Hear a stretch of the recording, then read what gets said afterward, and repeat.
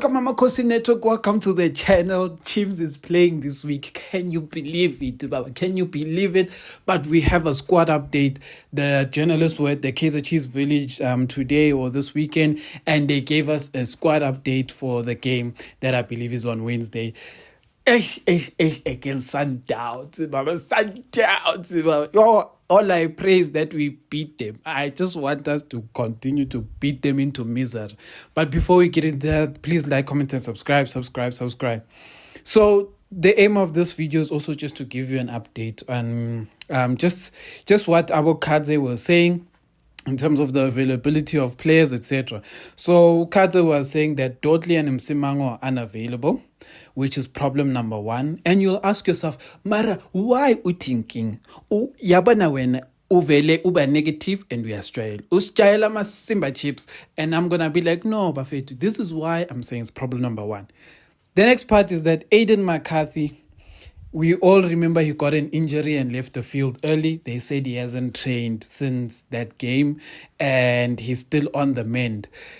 It's a bit difficult, but it sounds like Kaizer is basically saying he won't play. And the reason I'm saying it's difficult is that you don't know if they are saying this for the sake of they don't want Sundowns. They don't want to give too much intel to Sundowns. I don't know. But they just said he hasn't trained since that game. That could mean two things. Number one, the guy is really injured and is out. Or number two, they are resting him to prepare him for the Sundowns game. It could mean that. But I am just going to accept that he's injured. Here's problem number three, right? Is that Shinga and Cross are also injured or not feeling well. Let me say that. Or not feeling well, which puts another problem in this thing, because what it means is that on the left back, we can't really cry because even with Cross and Shinga out, we still have who? Maseko. Paseka Mako. Saying it Maseko. Paseka Mako. We still have Paseka Mako. So on the left back, we're still fine. The problem is the center back. The center back is a problem because generally if Dudley is out, we play Aiden McCarthy. Aiden McCarthy is out. Someone will argue that Aiden would make Dudley sit bench currently, but others will argue that Dudley and Aiden are so good right now that they'll probably play together. Story for another day. But anyway, it's Dudley, Aiden, and then it's Bradley Cross. But with Bradley Cross also being injured, it now means that someone else has to come in this. And the thing is that someone else can't be Given Msimango, because Given Msimango is also injured. So who is the last man standing? You guys will ask me. And a lot of you are scared of the answer that I'm about to give you. And the answer I'm about to give you is, we saw this player in the last game and you put on the captain's armband. So for whatever reason, when this guy is on the field, he becomes the Kaizer Chiefs captain. And do you want to know who this guy's name is? I don't know if I'm crying or laughing, but his name is Zita Quinika. Quinika will most likely start against Sundowns. Quinika there's a big chance he will be the defender who has to mark Aboreinas, Sales, Tashrik Morris, Zonke Bonke. I say that just making everyone aware that if Aiden McCarthy can't make it to this game, Zita is going to be the next player in line. But anyway, it's not like Zita can't do the job, but he's not the soldier that you would want to put out in this kind of battle. This is not the battle you would want Zita to be out on the field. You just need it's a tough battle we're going there. But yeah, those are the injury updates. The next injury update, which for me hurt me personally, and when I say hurt me personally, a lot of you will be like, it doesn't really hurt us, we haven't had this player, so what's the difference? It's Ighodaro. Ighodaro apparently 2 days ago got an injury. We don't know how long this injury is. But what makes it painful is, I just hope it's not a long-term injury and it's an injury that is just out this week but is back next week, etc. Because the problem is that Ighodaro was going to solve a lot of our plays and our problems of a striker. He was going to help our game in a different way. Some will argue he's probably going to help the way Flavio is going to help, but Flavio isn't as comfortable on the ball as Ighodaro if you've watched them both. So Ighodaro, not having him is not the greatest, but it is what it is. But at the same time, it's not nice knowing that a person you just signed recently just got an injury. And if it's long term, it's even worse, because that's like you sign a player and then he gets injured. Then you're like, we should have signed that TS Galaxy long. So then it's like, it's one of those things. But yeah, Flavio will most likely be available for Sundowns. I think Flavio may even start against Sundowns. Even though a lot of people still want Duba to start, which makes more sense. I'll say makes more sense just based on Sundowns' defense is slow. So because Sundowns' defense is slow, don't assist them with a slow striker. Rather get a fast striker out there to start the game. And when you get the fast striker out there, which is Duba, by the way, the fast striker to start there, get a few goals, maybe 2 goals, lead 2-0. Then you throw in Flavio Silva, who we've all seen in preseason press as well. We've all seen in preseason can hold up the ball. Does have a few tricks up his sleeve, so he's that kind of striker who can get you a third goal against the pace of the game, But I'm going to leave that to Nabi, since Nabi Zizno is back. Nabi. So we're going to see what happens there. But other than that, leading up to Sundowns, all I'm saying is that I need this win. Chiefs, this is not even about Nabi. I know a lot of people out there aren't really happy with, let's just say, Nabi winning these past few games. And it makes sense. You can't really bash too many people about that. It makes sense because a lot of people don't really like the Nabi project. And then the thing about the Nabi project is... that if the Nabi project continues for long, or let's just say if he has a good start, that means he will finish.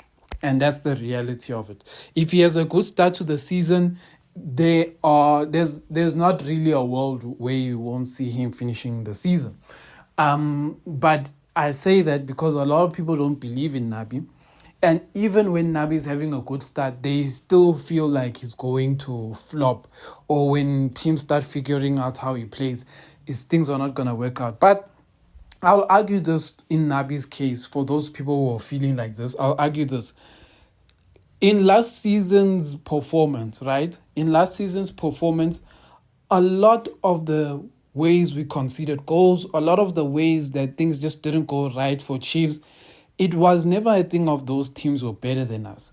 It was just that the ball didn't fall the right way for Chiefs. The ball would miraculously find opposition strikers in a goal mouth scramble.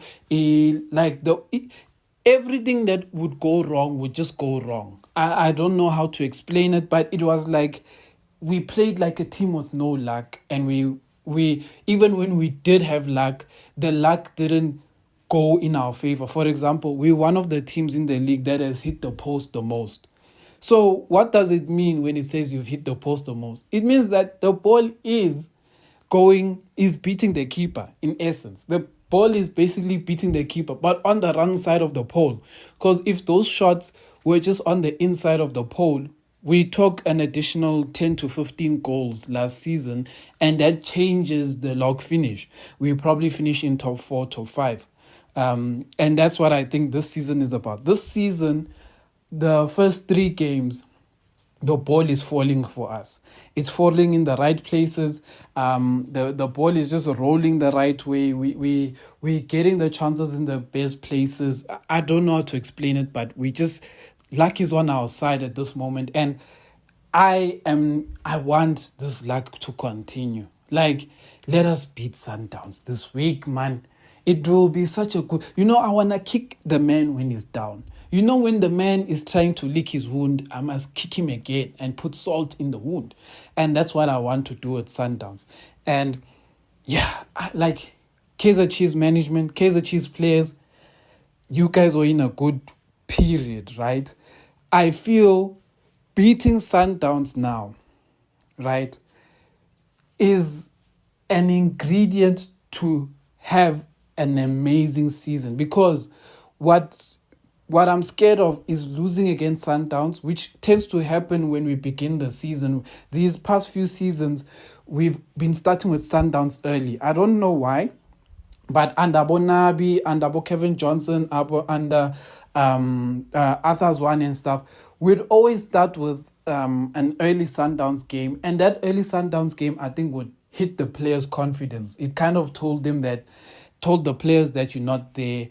And the coaches, what looked like it was a good start to the season would crumble from the beginning of the season because of the loss to Sundowns. It's like the players would measure themselves up to Sundowns, and then they would drop in confidence because they would feel they're no longer good enough, or they can never beat Sundowns, or even with good starts. And that's what happened even last season. Last season, we won 2 games in a row. We faced Sundowns. We lost. Our performances kept going down and dropping and stuff like that. So I feel like if this season we start and we beat Sundowns, I feel like then the next team we're facing, we're definitely beating, which I believe is Golden Arrows, if I'm not mistaken. But if we beat Sundowns now, I feel like the next team we will beat. But if we lose against Sundowns now, and even I don't even want to draw. I don't even want to talk about a draw. If we lose against Sundowns now, I feel like the next team, the result won't go the way it should go, which is the Chiefs win. Not because Chiefs is not good enough, but just because the players have have been knocked, and they are lacking motivation, or they're lacking inspiration and stuff like that. Because what Sundowns is in your journey is a measure of where you are. And if you do well in that test of measuring where you are, it puts a confidence in you that no new signing, no quality player can really put into the team. It's a kind of confidence that makes players play well for a bad team, or for a bad coach, or whatever the case may be, if people get what I'm saying. There are teams that have played well against, let's say, Barcelona or Real Madrid, and they beat them first games of the season, and those teams had an amazing finish. And then the next season, those same teams were sitting close to relegation, whatever the case may be.